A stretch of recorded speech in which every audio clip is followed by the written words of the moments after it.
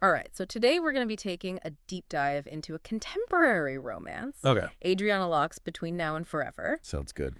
And this one is about a recently divorced single mom, Gabrielle, who moves back to her small hometown of Alden, Ohio. Okay. And there's a lot more to unpack here than just a typical romance. Yeah, I think that's something that Adriana Locke does really well, Mm-hmm. is that she takes these really a lighthearted romances, but she sets it against this backdrop of genuine grief Yeah. and complex family dynamics. And I think right from the start, Mm-hmm. we see Gabrielle grappling with the loss of her ex-husband, Christopher, Right. while also trying to create this stable life for her two sons, Dylan and Carter. And it's like she's stepping back in time, Right. moving back to this small town, Alden. Yeah. It's all these familiar faces, all these people that she grew up with. Yeah. Cricket and Della and Scotty, Yeah. they're like her instant support system. And that support system is so crucial, especially when you think about all of the societal expectations Oh, yeah. that Gabrielle is going to face as a single mom in a small town. For sure. Everyone knows her business. Mm-hmm. And Locke subtly hints at the kind of judgment that she might be up against. Yeah, and she's funny, she's resilient. Yeah. She's not afraid to poke fun at herself. I mean, who falls off their back porch wearing only a towel? Oh my God. Right in front of their new super attractive neighbor. The infamous towel incident. Yes. It's more than just a meet cute. It's it establishes this vulnerability Total. between Gabrielle and Jay right from the start. Yes. They're both caught off guard. They're both stripped bare in a sense. Yeah. And it sets the stage for a relationship that's built on something real. Okay, so Jay, he's a bit of an enigma. He is. We see glimpses of his kindness, Mhm. fixing her porch, helping with Carter's basketball. Yeah. But there's this guardedness about him. Like he's afraid to get too close. It's interesting how Locke kind of parallels Gabrielle's grief Okay. over losing her husband with Jay's own experience of loss. Yeah. He lost custody of his daughter, Izzy. Right. And you see how deeply that's impacted him. It's made him hesitant to open himself up to anyone, Yeah. especially a single mom. So almost like a brooding hero, Kind of. but there's more to it. Right. It's not just brooding for no reason. It's like a defense mechanism. Yeah, it's a way to protect himself from further pain. Yeah. And I think that makes him so relatable. Right. Because we've all built walls at some point. Oh, for sure. And those walls often stem from a fear of repeating our past mistakes. Mm-hmm. And so Jay's backstory raises this question. Okay. Can you truly allow yourself to love again Right. after experiencing such a devastating loss? Yeah. And I think that's something that he grapples with throughout the book. It definitely adds a layer of complexity Oh, yeah. to his relationship with Gabrielle. So we have Gabrielle rebuilding her life in this small town, Mm-hmm. Jay carrying the weight of his past heartbreak, Yeah. and somehow they start to connect. They do. And their first date at Betty Lou's diner Oh, yeah. is a perfect example. Betty Lou's is more than just a setting for their date. Right. It's it becomes a symbol of Alden itself. Mm. This familiar, comforting space where everybody knows your name. Yeah.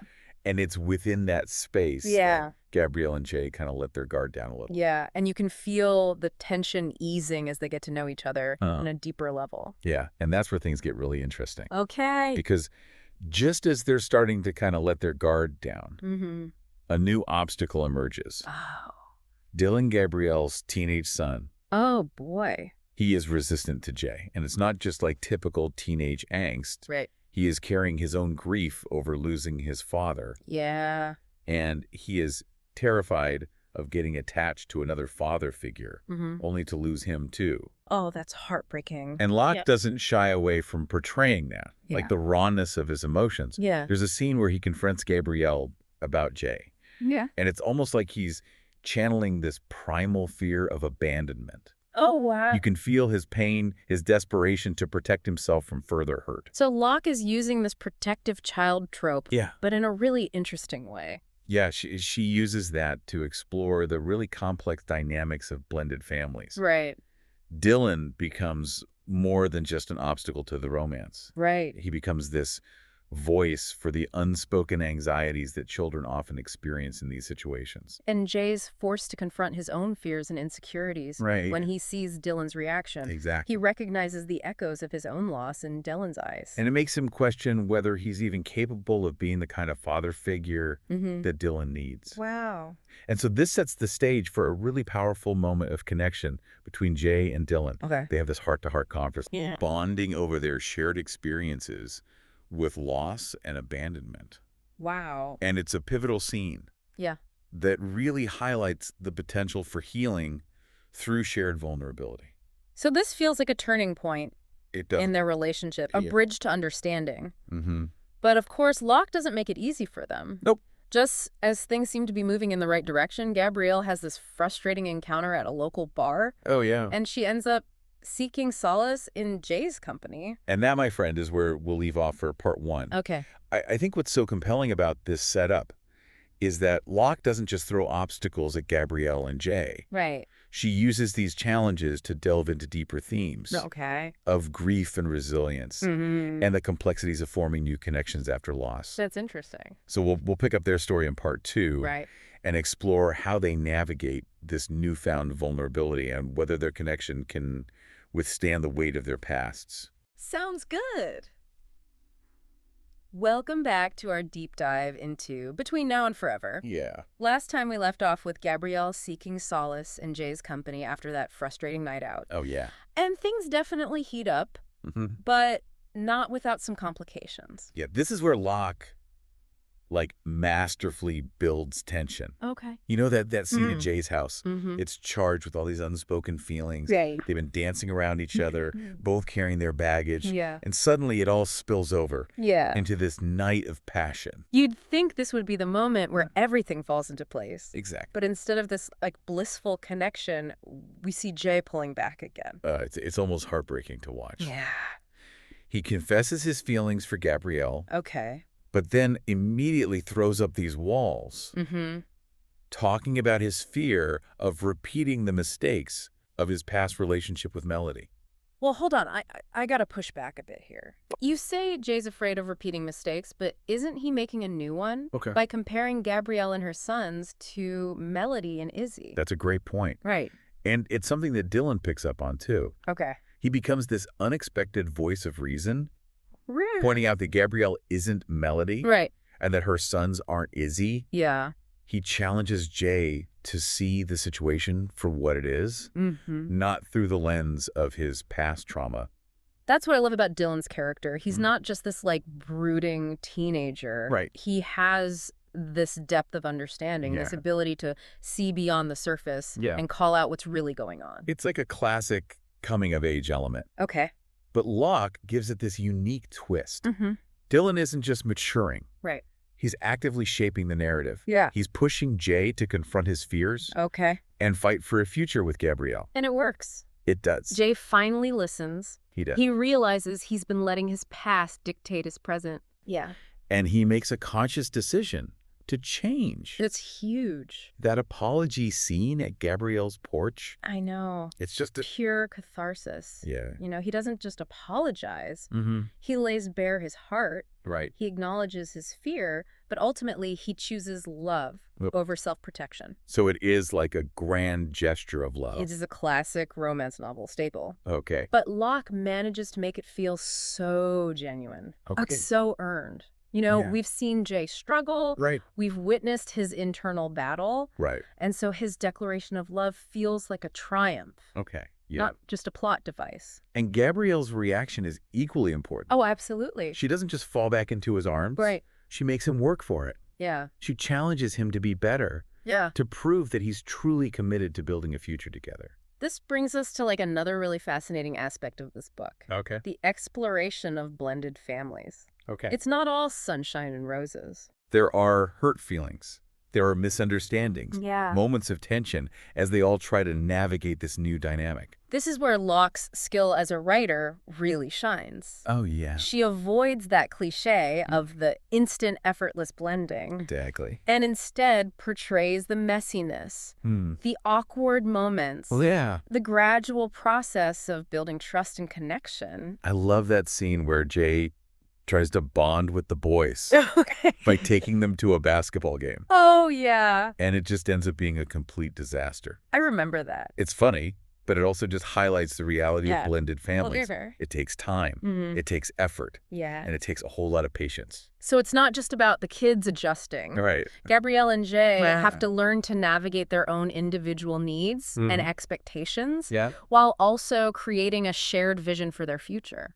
It's like they're constantly learning and adapting, Yeah. figuring things out as they go. Which feels so realistic. It does. But despite the challenges, there's this underlying sense of hope, Right. of progress being made. Yeah, Dylan starts to warm up to Jay, he does. recognizing the genuine care and affection he has for his mom. Carter, with his youthful innocence, just accepts Jay. Right. Without hesitation. And Gabrielle, she finally allows herself to believe that maybe, just maybe, Yeah. this could be the real deal. But then that newfound trust is tested. Oh, When Jay sees Gabrielle at Murray's bar, Oh, no. laughing and talking with another man. What? And remember, he's still carrying all those scars from his past. Mhm. And those old insecurities start to resurface. And this is where I got frustrated with Jay. Okay. He accuses Gabrielle of flirting, Yeah. of not taking their relationship seriously. Right. But it all stems from his own deep-seated fear of abandonment. It really highlights the importance of open communication. Right. Instead of voicing his concerns, Mhm. Jay just jumps to conclusions. Right, yeah. And lashes out. Yeah. Pushing Gabrielle away once again. So it's like they take 2 steps forward, Mm-hmm. 1 step back. Yeah. But even in those moments of conflict, Okay. you get this sense that their connection Yeah. is strong enough to withstand the storm. And we are back for the final part of our deep dive into Between Now and Forever. And I gotta say, this last part of the book really stayed with me. Yeah, it's interesting you say that because I think a lot of readers might initially see this as just like a standard romance. Right. But Locke uses those familiar tropes to really explore some like deeper themes, especially in this last section. Totally. And we've seen Gabrielle and Jay overcome so much. Yeah. But this whole incident at Murray's bar just throws a wrench into their newfound trust. Right. And what's so intriguing about this whole scene is that it forces us to confront our own assumptions about like what's happening. Okay. On the surface, it looks like classic romance novel jealousy. Right. But when you dig a little deeper, it becomes clear that Jay's reaction isn't really about the other man at the bar at all. It's about his own, like, unaddressed insecurities Right. and his fear of losing Gabrielle. So it feels like a regression almost. Like he takes a step back into those old patterns of distrust and self-sabotage. But this time, something's different. Okay. Gabrielle doesn't just accept his apology. Okay. She holds him accountable. Okay. She makes it clear that trust is a two-way street Mm-hmm. and that he needs to confront his issues if their relationship is going to work. I love that scene where she confronts him at his house. Oh, it's so powerful. She doesn't shy away from expressing her hurt and frustration, Yeah. but she also gives him the space to explain himself, to be vulnerable. And that vulnerability is key. Okay. You know, up until this point, Jay has been hiding behind this stoicism, Right. using it as a shield. Yeah. But in this moment, he allows himself to break down, to admit that he messed up, and to really express how deeply he cares for Gabrielle. I think that's what makes their relationship so compelling, you know? It's not about these grand gestures or sweeping declarations. Wow. It's about the messy, sometimes uncomfortable work Mm-hmm. of confronting your own flaws Yeah. and choosing to grow together. Absolutely. And that growth isn't just limited to the romantic relationship either. Yeah. We see it reflected in Dylan and Jay's evolving bond too. Oh, their fishing trip scene. Oh, yeah? That is a perfect example of that. They're finally able to let go of all that tension and resentment Yeah. and just connect on a deeper level. What struck me about that scene Yeah. was how Locke uses silence as effectively as dialogue. That's such a good point. It's not about these grand pronouncements of forgiveness or acceptance. Right. It's about these quiet moments of shared experience of simply being present with each other. And it really speaks to that larger theme of healing through connection. Right. You know, we see Gabrielle and Jay and Dylan all processing their grief and trauma in these different ways. Right. But ultimately, they find solace and support in each other. It's not a quick fix, though. Locke doesn't offer easy answers or tidy resolutions. Right. Even in the final chapters, there's a sense that the journey to healing is ongoing, Yeah. that there will still be bumps along the road. And that's what makes the ending so satisfying. Right. We don't get a picture-perfect happily ever after, Mm-hmm. but rather like a realistic portrayal of a family choosing to love each other, flaws and all, and Yeah. to face the future together one step at a time. That's such a powerful message for anyone who's dealt with loss or heartbreak, Oh, absolutely. or the challenges of blending families. Totally. It's a reminder that love isn't a destination. Yeah. It's a journey. Mm. And sometimes the most beautiful love stories are the ones that embrace the messiness and the imperfections Right. and the constant work of choosing each other day after day. So as we wrap up this deep dive into Between Now and Forever, what resonated with you most about Gabrielle and Jay's story? Well, it's a good question. Was it their individual journeys of healing, Hmm. the complexities of their evolving relationship? Right. Or the way that Locke portrays the challenges and rewards of blending families. Whatever stood out to you, I hope this deep dive has given you a new appreciation for the power of contemporary romance to explore these complex themes Yeah. and to offer a glimpse into the messy, beautiful, and ultimately hopeful realities of human connection. I think that's a great note to end on.